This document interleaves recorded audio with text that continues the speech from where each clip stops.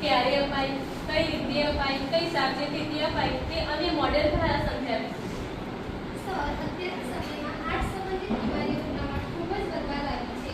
સમાજમાં ઘણા બધા વ્યક્તિઓ અચાનક મૃત્યુ પામે છે.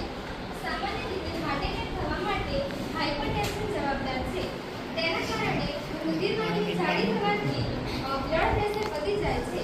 તેના કારણે મનુષ્યને હાર્ટ એટેક આવે કે કોઈ અકસ્માત થાય, વિદ્યુત શોક લાગે કે કોઈ વ્યક્તિ પાણીમાં ડૂબી જાય, દવાની આડઅસર હોય કે દવાનો વધુ પડતો ડોઝ લઈ લે તો આવા સંજોગોમાં વ્યક્તિનું હૃદય બંધ થઈ જાય છે. જો 3 મિનિટ સુધી આ જ પરિસ્થિતિ રહે તો મગજ સુધી સમયસર લોહી પહોંચતું નથી. તેના કારણે વ્યક્તિનું મૃત્યુ કે કોમામાં જવું જેવી પરિસ્થિતિ પણ સર્જાઈ શકે છે. ત્યારે સીપીઆર ટ્રીટમેન્ટ દ્વારા વ્યક્તિને પુનઃજીવન આપી શકાય છે. સર, તમે એવું માની લો કે આ અકસ્માત થયેલ સ્થળ છે તો આસપાસ ઉભેલા લોકોની હેલ્પ લઈને પ્રથમ તો વ્યક્તિને સુરક્ષિત જગ્યાએ લઈ જવામાં આવે તો મારી સહાધ્યાયી પ્રથમ તો વ્યક્તિને સુરક્ષિત જગ્યાએ લઈ જશે. ત્યારબાદ તે બંને ઘૂંટણ પર ઊભા રહીને બંને હાથ લોક કરીને સીપીઆર ટ્રીટમેન્ટ શરૂ કરશે.